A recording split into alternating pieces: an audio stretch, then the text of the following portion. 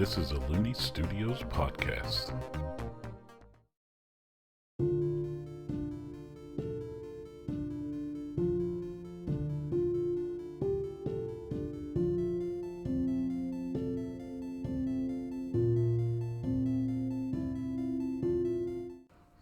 Hello and welcome to Aerde Talks. I'm Hunter Looney, the Game Master, and this show is here to dive deeper into the world of Aerde, which is traversed in Aerde Tales. I'm joined today by Leah, who plays Gamore, and Noah, who plays Jeffrey. And today we'll be discussing the latest episode of Aerde Tales and Alteration Magic. So let's start with the episode. So y'all arrived at Gamore's birthplace. Then went to the home she grew up in, that her dad and father are still living in. Then you went to deeper into the Willow Forest, found her treehouse that she lived in as an adult. Met some will-o-wisps. I was just laughing at that Pranks. sentence. Her treehouse that she lived in as an adult. Not many people get to say that. Yeah. Who wants to start? What do we do after we get off the island again? Where are y'all going to next? Yeah. Shay had mentioned that you all were going to check up on a nature reserve that she has. So that's where y'all are heading next. We're going to check up on a gang. Oh, yeah. I'm like, yeah. So y'all have that. Which is more north. Yeah, y'all are heading northeast of y'all. Y'all are heading up to the northeastern hemisphere from where y'all were at. So then after that, probably y'all are going to have the ability to check in. Here's your things you have on your radar besides that. Is you have that lead that possibly the town of Ultra to check in on. And at some point you're doing a heist. And then at some point you all are doing the Battle for Aerde, where it's a tournament to find the strongest person on the planet. That's like a while from now, though. Yeah, that's like end of the year. Y'all got months in game ahead of that. Yeah. So that's what y'all got next that you know of. Okay. I have a question. Okay. What made you... What? I do have a question about them, but not yet. What made you want to make Gamore from such a small town? Less voices to do. Less planning of it. You're also from a very small town. Yeah, that was what I wanted you to tell the audience. Leah is from a super tiny town. No red lights. True. One gas station. Actually, there used to be. There's not. There's not a gas station now. And then the only convenience store is like some kind of dollar type store. Yep. Yeah. And that only arrived when I was like 20. Yeah. So before that, there was, you had to drive like 20 minutes into town, as they call it, and go to the Walmart.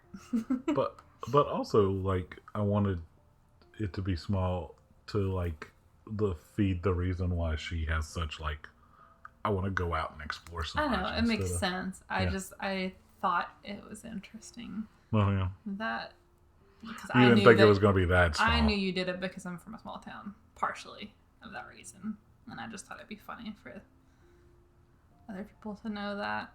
Did you think it was going to be that small when I started describing it? I mean, no. That there's No. Like, I didn't think it was going to be a huge city for it to make sense for her to have wanted to have left to go learn. But, yeah, it was pretty small. Yeah, it was what? City Hall / school, one building. And then tavern. Yeah, when you started saying that, my face was just like, really? Yeah, I'll bring up the description again because I don't remember how many buildings there were, because there was only a couple. There was one general shop, a small tavern, and a city hall / school. Yeah. And then also a bait shop / harbor master Yeah. building, which is just like pretty much a counter with the window open facing the sea. Yep. But like everybody's homes and stuff and everything like that is like dispersed out into the trees of this island. It's not like those are the only people that live there. Mm-hmm. All right. What is Jeffrey's suit like? Or armor? I think we touched on it a little bit in the first episode, right? But it's more like we modeled it after when we were talking about it after like samurai armor, like Japanese samurai armor, right? Uh-huh. So we tried to just it's called Bugyo samurai armor, Bugyo. I hope I pronounced that right. So it's like that type of samurai armor. So it's just like you have a full face mask on, you have a helmet, you have on, but it has a little bit more range of movement than I would think of, like if people think of like full plate armor like from like Europe and stuff. But it's also not like bright chrome looking metal either, right? It's more like blacks and other like colors mixed in with it. All right. Which, no, you designed it, right? Yeah, like we looked at a bunch. You were just wanting to tell the audience more about it. I guess so. Yeah. I don't remember. Yeah, so Or you kind of forgot. Well, that was all the way in episode 1, right? So he's already forgot about it a little bit. Yeah. Which is fine. I'll rehash whatever. Yeah. Yeah, full on set of armor that you have that takes you 10 minutes to put on. Mm-hmm. Yeah. All right, now is my question about the Will-O-Wisps. Do I answer like this? If you want to. Well, I do declare. So why did you, as the GM, not want the Will-O-Wisps to have been in my house at all or clean it, even though that's what had been the plan? We took care of it. No, taking care of it means like going inside of it and cleaning it. It is in one piece. Everything is where it was left. Yeah. So they took care of it. I thought it would be funny if they just, like, this particular clan or group or whatever of Will-O-Wisp that lives on this island are just, like, not big indoor people. They prefer, like, being outside and all this and stuff. And so they would hang out, like, on your, like, porch and whatnot. Yeah, maybe Gamori said, and around the area. will you take care of it? And Yeah. to them, that just meant, like, keep an eye on the outside of it. And make to sure her, nobody that messes meant, it up. like, you know, water the plants, dust. But yeah, it did make for some pretty funny Yeah, because interactions with you had to trying clean to it clean up. it up. And Shay saw. Yeah. I hadn't, like, that was one of the things, like, right before it, I was like, I'm going to do that. Oh, that was last minute? Yeah, it wasn't, like I'm not going to have gone in. pre-planned. It might have been even during the episode I thought of that idea. I was like, I'm going to go with this. This is going to be funny, at least to me. Yeah. Cool. Is there any good swordsmen in town of this? Well, which one have Small you heard place. about? Her father? So Yep. that's Yeah. all the information. He is probably the best one on the island. The rest of the people are serviceable enough to, like, if they need to hunt for stuff and everything, they can, like, finish off something with it. But they're better, like, with, like, bows and stuff like that. Alright. So if dudes want to fight before he leaves, like, Hubert is probably the best bet.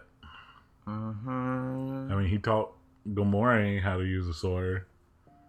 They both use rapiers. And when Even does though I haven't used it barely. I just prefer my wand. Mm-hmm. Yeah, you you haven't seen her use it yet. Mm-hmm. You've seen her use magic. But That's you true. I haven't think I've used used it. it this season. Yeah. You have it on, like, you've seen her carry it on her person, Yeah. but you haven't seen her skills with it even. Uh-huh. And you learn that there is a family that uses, I believe, rapiers in the Blade family. So Mm-hmm. True. Does that answer your question? Mm-hmm. Okay. My last question is, I'm curious if you had any, I mean, I know you just go with what we do and like what the dice say and stuff, but did you have any outcome what outcome did you hope for with the prank? So I didn't think that was going to happen and whatnot. So I was really just like along for the ride with you guys, whatever the dice said. Oh, come on. So like, I thought it was like having it just stand there. I was like, okay, this is a pretty chill prank. And then you had to go over and like hold its hands around the throat. Mm-hmm. And I was like, oh, this is getting dark. But then also like when you're a teenager and you're trying to like scare people and stuff like that, it pretend like there's some dark pretending things like, oh, there's an intruder in my house, like type things where you like jump out and scare people and stuff. So I was like, okay, I guess it's not that dark. Like that was the roller coaster my brain was going on. Mm. And then when like nobody passed their perception check the first time because they're asleep, I was like, oh no, what is about to happen? Is he just gonna dispel it and be done and be like, oh? That was interesting rolling perceptions asleep. Yeah. It's the first time we've done that, I think. Yeah, because usually if y'all are out like in the wild, because you're not in the wild right then, like someone would watch. Yeah. And like if the dragons woke up enough, they would just be like, oh, he's just going up there to say something to somebody. No big deal. It's not a stranger. So they wouldn't have if they saw you walking up.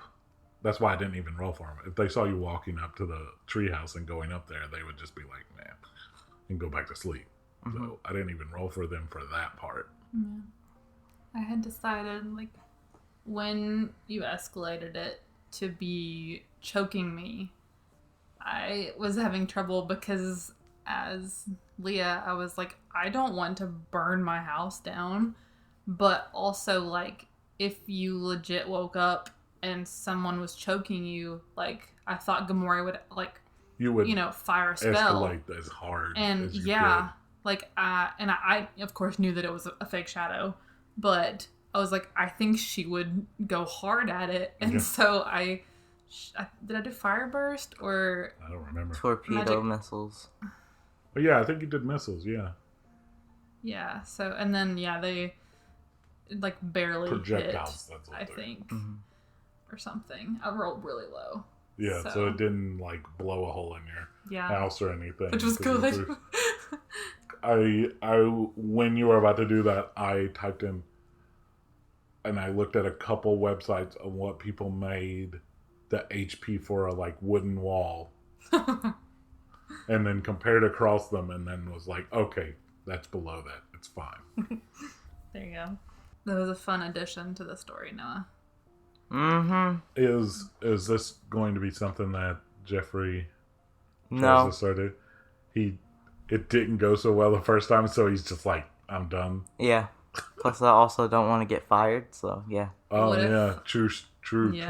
What if we woke up and the next day and Gamora and Shay thought it was funny and they weren't mad at you? Because that's where we're I starting. would have been okay.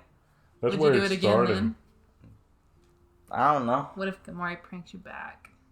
If she initiates a prank against you, is Jeffrey going to escalate, or is that just something you're going to have to wait and see how Jeffrey? Just wait and see. Yeah, yeah, Okay. yeah. Fair. I don't know if Gilmore. I haven't decided if she's gonna. Yeah, because the back next episode picks up like that next morning when y'all are waking up. So, like, you might want to figure that out. Yeah, I know, right? Between now and then. All right, y'all got anything else? I think we explored some of the elements I wanted to do. I only picked the Will-O-Wisp voice to be like that because I thought it was funny. Yeah. Will-O-Wisp. It's funny. Will-O-Wisp. And now I'm going to talk the rest of the time like this. No. No, that would. No. All right, so let's talk a little bit about Alteration Magic. Wait. Can What? I tell? Yeah. Can I tell? Sure. A few days ago. No, it was before we recorded that episode. Yep. We were walking around our neighborhood. We took a nice walk. And Hunter was practicing that voice. I didn't know what it was for. You were just talking like that. And, yeah. And there was individuals that were individuals that were nearby that could overhear me talking to you like this. Yeah, and I was getting really embarrassed because I was like, they're gonna think this is so creepy sounding. But I need to practice. They were like, it's either that or me 20 staring yards away or something, 10 yards away. Into the mirror by myself in the bathroom, talking to myself for hours. Yeah. Noah wasn't with us, and I came back and I was like, Noah, just be glad that you were not with us because you would have been so embarrassed. All right, so now we're talking about that's it. So let's talk about some alteration magic. So here's the level 1 spells right here. So you got remove footprints or fingerprints. The caster can focus on a point within 60 feet of them, and upon successful casting, footprints and fingerprints as applicable will be removed. Pretty good spell, pretty handy. Especially if you're like doing some sketchy stuff. Within what range? The person casting has to be within 60 feet of where they want to target. Okay. So then, though, they roll a d4, and an area extending out from the point they target, that depends on how much it'll actually erase. Like if it's roll a 1, then it removes only a 1 foot radius around that point. Mm. If it's a d4, it's 40 foot radius. Oh no, 10 foot radius. No, wait, it is 1 foot. I have it down, it goes 1 foot. Then if you roll a 2, that's 20 feet. So that it punishes you if you roll a 1. But it only does a foot. But then if it's a 2, it's 20 feet, 3, 30 feet. Oh no, I have 3 for 40 feet and then a 4 for... If you roll a 4, you get 60 feet. So it like bumps up 20 feet each time. Cool. Then the other one in the level 1 is repair objects. The caster can repair inanimate, non-living objects. It's worded that way so people don't try to use this on people, obviously. Repair living objects? Repair inanimate, non-living objects. Okay. So, for an example, if you had a book that was like messed up, like burned partially, if you cast this on it, it would repair the book, but it would not replace the writing that was in there. So you would have, like, it would fix the book up to where it looked like before, but it would be blank paper in the parts that were damaged. Uh-huh. All right, level 2. This one came into play last one. External cleansing. The caster can clean the outside of a person, living creature, or object. The caster targets a spot on the target, and they roll a d20 and a d6. We didn't go into all that because it was more for fun, real quick. Mm-hmm. But you roll a d20 to determine the effectiveness of the cleaning, which maybe we should have done that because it would have been more fun. But and then you roll a d6 to determine the scope of the cleaning, like how much. All right, and then there's make flames cool. The caster makes flames cool to the touch. That's pretty much it. There's more around it, but Like, if someone or something touches flames, then they are unhurt, or it feels like a cool breeze that's touched them. Like you have That's a fire. a cool spell that you could just walk through fire. Yeah, like if you encountered in a dungeon a wall of fire, if you cast that on it, you would. So any fire beings would be. That would it's the wording in the spell would not allow for that. Would you roll and know how well it was going to do so that you could decide if you were going to walk through it or not? Or do you like... Yeah, you roll a d6 to determine the length of time that the flames remain cool. Okay, so if you're like, I want to walk through this, and you'd be like, roll, and then you did roll, and if you rolled really bad, you could be like, never mind. If you rolled like a 1 on that, you would be like, oh, I only got a minute to get through this. Oh, okay. Okay. All right, level 3 spells. Bind. This is something you have that called Ropey Smopey. Do. The caster can create bindings that can entangle another person, living creature, or object. The visual representation of this depends on the casters, although a lot of people make them look like ropes. The caster rolls a d20 and a d8. The d20 determines if the binding hits the target, and the d8 determines the strength of the binding. The range of this spell is 60 feet. I could make it look like something besides ropes. Within reason. Boy, But then it wouldn't be called Ropey Smopey anymore. True. I actually haven't said Ropey Smopey in a long time. In a bit? Though. Yeah. Because in the beginning, first season. I had a little nickname for 3 of my spells. And then I was like, I can't do this for all of my spells. I will forget them. So I stopped. Yeah. It would start to get Sometimes you do things and then you're like, no. I'm backing out of this. Yep. Alright, the other level 3 spell is Transform Object. The caster can transform an inanimate, non-living object into another or a variation of itself. The caster rolls a d20 and a d8. The d20 determines the amount of variation from the original that can be done, with 1 being the least and 20 being the most. The d8 determines the length of time in minutes that the transformation holds. So you could change a wood box to a stone box or something like that. Change it to a gold box. Yes, but only for so a set amount of time. Key box. What do you mean a key box? Wait, a no, lock box? No. I meant you turn something into a key, so then you can use the key. Yeah, possibly. Yeah. All right. Mm-hmm. Could you turn it into gold or platinum long enough to sell it to someone and then you walk away? And Possibly, but knowing these spells exist and stuff like that, more well-off merchants probably have some way to figure that out. Detect magic, yeah. Like a sensor on their table or something. That it would dispel it as soon as they waved it over it. So they could act interested and then be like, what the heck? Alright, level 4. The intangibility.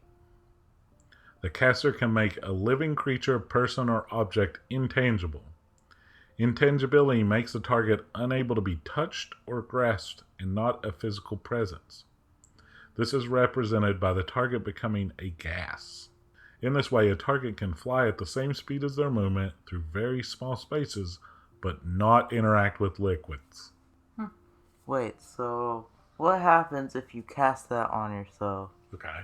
And then, if you're technically a gas, what happens if someone inhales you? You would pass through them. You look like you're a cloud of gas. Okay, that's how it looks, and you kind of have the same property, but you don't necessarily if somebody was to do that, you would just go through them and go to the other side of them. Good question though.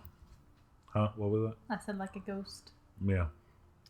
All right, this one is probably going to be your favorite, but maybe your all's least favorite. It's called Poppet Link. All right. The caster, using a poppet, which is a small representation of the person, can link the poppet and the person in order to more easily cast spells or actions that target that person that the spell represents. So the poppet must be made with some part of the person, like hair, blood, etc., and in the components in its creation.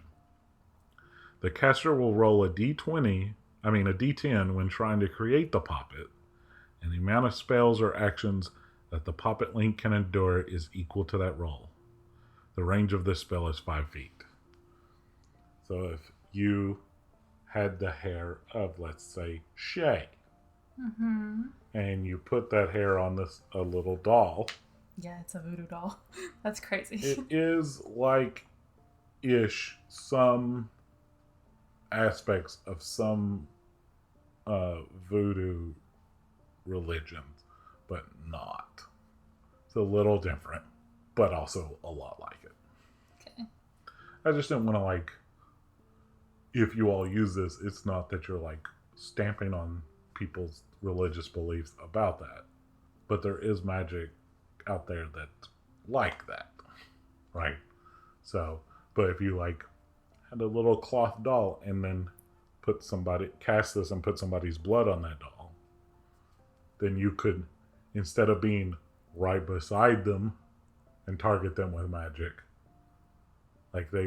you could be away from them and target this doll with magic. How far away from them? I need to learn the spell. I'll just be slapping Gamore upside the head. You were gonna say Salvazar? Because that would be funny. I mean, if you did Jeffrey this... doesn't know Salvazar. That's true. So... if one of you all knew this and started making this stuff, then you could better experiment and explore how far away it could work or not work. Creepy. I don't think it's my favorite, but... I mainly the name. Yeah. All right. Level 5 spells. You have Infuse Magic. The caster infuses a different magic into an object, resulting in the creation of a magical item that retains the magical properties for a long time. This is pretty much, this and Infuse Magic 2 are how the magical items you all have been encountering are made.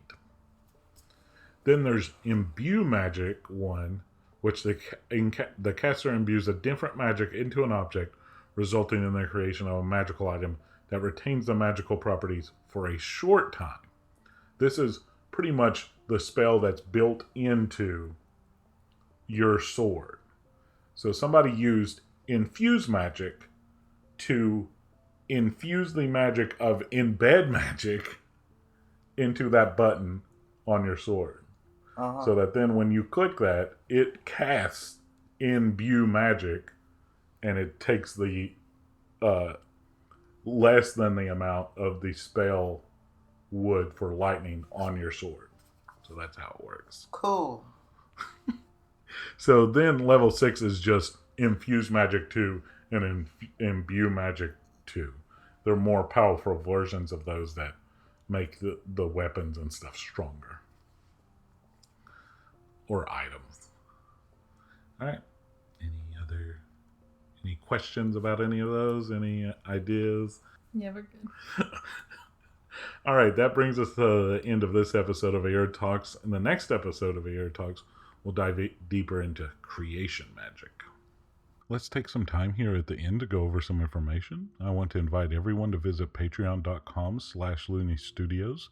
The link is in the description. There's a link there that anyone can submit a magical item that could appear in universe. You don't have to be a patron to participate, and you can even participate anonymously if you want. While you're there, take a couple of minutes to look at the Looney Studios Patreon. If you become a patron, you gain access to the podcast early, among other perks. And thank you to all our current patrons. You help support Looney Studios and Aerde Tales. And Looney Studios can be found at looneystudios.com and at the social media platforms listed in the description. Please give a review on your favorite podcasting site. like, comment, and subscribe on YouTube, and submit magical items on our Patreon. The Looney family hopes that you have a wonderful day.